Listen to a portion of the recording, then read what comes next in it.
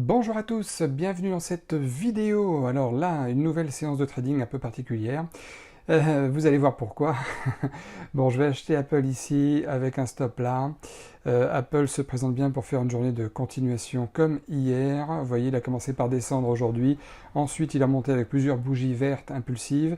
Et là, c'est génial, la bougie rouge là qui fait office de pullback et deux bougies vertes qui repassent au-dessus de la bougie rouge. C'est ça qui me donne mon timing pour entrer en position. Et ça y est, je suis rentré sur le titre Apple avec 700 actions en portefeuille.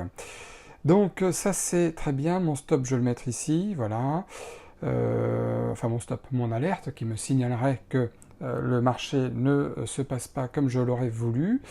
On se retrouve 2 minutes après seulement, on est déjà à 147 $ de gain sur Apple, ça c'est positif quand ça se passe comme ça. Et alors là c'est intéressant parce que, bon, vous avez vu la ligne noire en haut, c'est mon alerte d'objectif, et à droite, là on voit le Nasdaq qui est en train de remonter. On voit aussi que le carnet d'ordre se vide au niveau de la colonne des ordres de vente exécutés. Donc ça c'est positif aussi bien entendu dans le scénario haussier. Et là ce qui est super c'est que là Apple ça y est vient de casser son point d'ouverture, enfin son plus haut intraday il y a quelques minutes de ça, environ 10 minutes.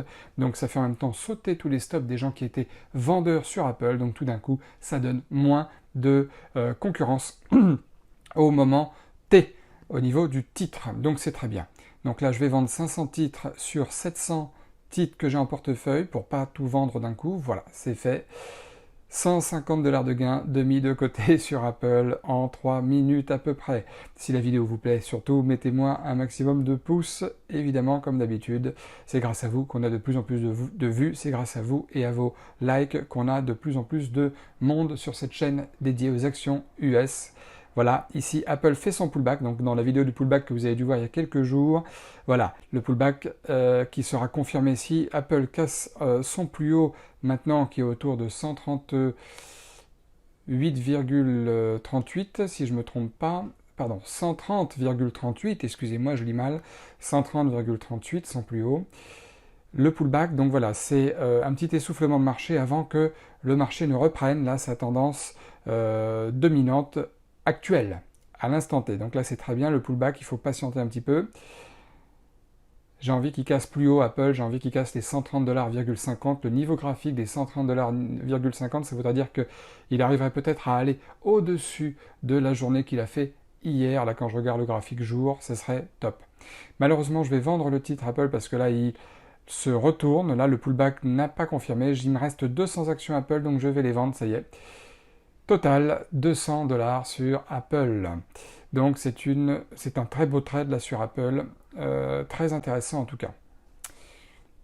Bon, vous allez voir, hein, comme je l'ai marqué dans le titre, sur la vidéo, sur la vignette, tout ça, j'ai eu un peu de chance aujourd'hui, vous allez voir pourquoi. Là, le titre Wish, j'ai envie de le shorter ici avec un stop là. Et du coup, je m'apprête à le shorter, mais je le surveille pour le moment, vous allez voir.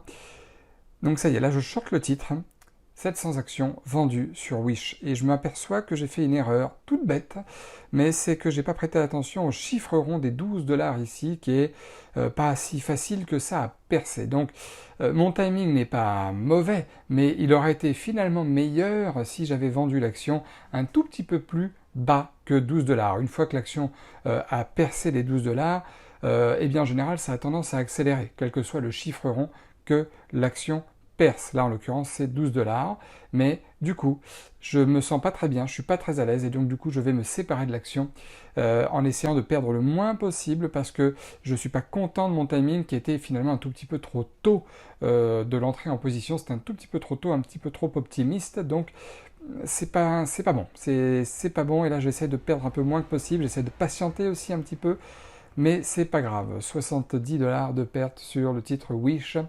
C'est comme ça arrive. Hein. Donc si vous regardez cette vidéo, si vous êtes un peu initié au trading, donc c'est parfait parce que vous comprenez ce que je dis quand je parle de pullback, quand je parle de chiffres ronds sans doute, et de timing. Mais c'est pas parce qu'on sort d'un titre avec une petite perte qu'on ne peut pas y re-rentrer un peu plus tard. avec un meilleur timing. Des fois, je préfère perdre 70$ que perdre 200$ et ensuite rentrer sur le titre quand même. Et là, vous voyez, le titre se retourne, là, ça y est, et là, je le rate un peu. Et là, grosse déception. Là, c'est le drame, puisque j'ai été très mal exécuté. Je voulais me faire exécuter un tout petit peu en dessous des 12$, et finalement, je me fais exécuter à 11,91$. Donc, ça paraît rien, mais ça fait déjà que, vous voyez, là, je suis en perte latente de 40$ supplémentaires par rapport à tout à l'heure. Donc, je suis un petit peu agacé au moment où je trade, là, je suis un petit peu agacé, puisque c'était il y a quelques heures là que j'ai tradé ça. Et du coup, je me dis, allez Nicolas, il faut patienter un petit peu. Et la raison qui me donne envie de patienter sur le titre et de croire à mon scénario, c'est ça.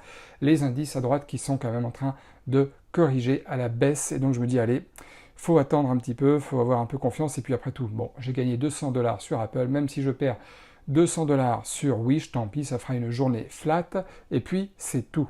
Donc dans ce genre de cas précis, il faut arriver à savoir qu'on ne peut pas forcément toujours rentrer au meilleur moment. Tout à l'heure, sur Apple, selon moi, je suis rentré au meilleur moment le moins risqué. Là, vous voyez, je suis en train de perdre 174, 180$ sur le titre, mais bon, je vais devoir tenir encore un peu. Je suis prêt à perdre jusqu'à 300$ au total sur le titre. Vous voyez, 200$ ici, là, plus les 70$ de tout à l'heure, ça fait grosso modo 300$ de perte, et puis tant pis. Alors, en attendant, le titre DKNG, vous voyez, il nous fait ce qu'on appelle une magnifique épaule, tête, épaule. Un pullback assez petit, un pullback un peu plus prononcé, et enfin un troisième pullback à la hauteur du premier pullback. Ça, c'est ce qu'on appelle une épaule tête d'épaule. Et là, très rapidement, je switch sur Witch parce que là, j'ai un coup de bol incroyable. Bon, coup de bol, c'est le marché qui veut ça. Je sors immédiatement, vous voyez, avec 210$ de gain. Total 140$ de gain sur Wish. C'est un trade qui finalement s'est très bien passé.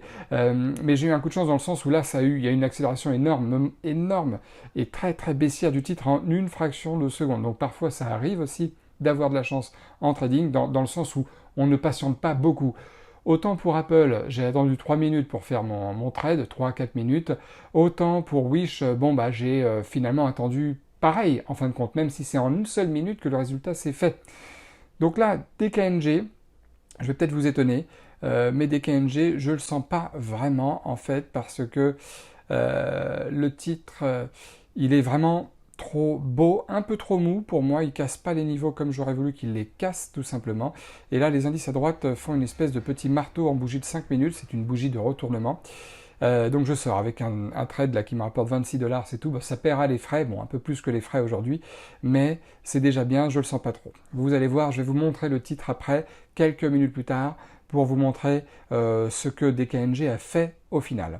Mais avant ça, je vous montre les résultats. Donc du coup, voilà, plus de vert que de rouge, il est 16h10, donc on est là 40 minutes après l'ouverture, donc une journée encore une fois un peu classique sur le terme du temps passé en trading. Et donc pour la journée d'aujourd'hui, 367$, une très belle journée, toujours sur le même compte réel, on est le 15 juin, donc on est le 15 du mois en cours, le mois en cours qui se passe plutôt bien. Donc ça c'est excellent. Hier aussi une petite journée, toute petite journée hier de gains. Voilà, bon ça c'est des journées, des semaines plutôt classiques, avec des journées flat, des journées petites et des journées bonnes là comme celle-ci, parfois des petites journées perdantes qui viennent s'intercaler entre les deux. C'est tout à fait la routine du trader. Donc là, vous voyez le titre DKNG, voilà, le titre qui finalement s'est retourné et qui n'a pas apporté ses fruits. Bon, encore une fois, si la vidéo vous a plu, n'hésitez pas à me mettre un maximum de likes. Appelez-moi aussi, prenez rendez-vous sur mon site si vous voulez apprendre le trading, parce que comme je dis toujours, si moi je suis capable de le faire, vous êtes capable de le faire aussi.